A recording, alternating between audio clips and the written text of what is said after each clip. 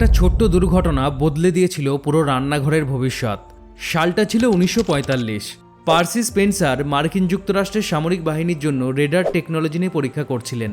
হঠাৎ করে তিনি একটা অদ্ভুত জিনিস লক্ষ্য করলেন। তার পকেটে থাকা চকলেট বারটা গলে গেছে।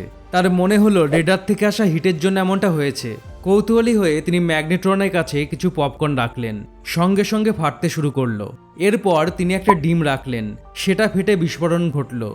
এইসব দেখে স্পেন্সারের মাথায় আইডিয়া এলো রেডার থেকে তৈরি হওয়া মাইক্রোওয়েভ দিয়ে যদি খাবার রান্না করা যায়। আর এখান থেকে আবিষ্কার হলো প্রথম মাইক্রোওয়েভ ওভেন, যেটা সাইজ ছিল ফ্রিজের মতো আর দাম ছিল হাজার হাজার ডলার। প্রথম দিকে এটা রেস্টুরেন্টে ব্যবহার হতে শুরু করলো। এরপর সময়ের সাথে সাথে এটা আরও উন্নত হলো, সাইজে ছোট হলো, সস্তা হলো এবং রান্নাঘরে জায়গা করে নিল। মাইক্রোওয়েভ মানুষের সময় ও পরিশ্রম অনেকটাই কমিয়ে দিয়েছে এবং বর্তমানে রান্নাঘরের একটা অপরিহার্য অংশ হয়ে উঠেছে। তাই চোখ কান খোলা রাখুন। কে বলতে পারে আপনার মাথায়ও হঠাৎ করে এমন কিছুর আইডিয়া চলে আসতে পারে যেটা পৃথিবী বদলে দিতে পারে।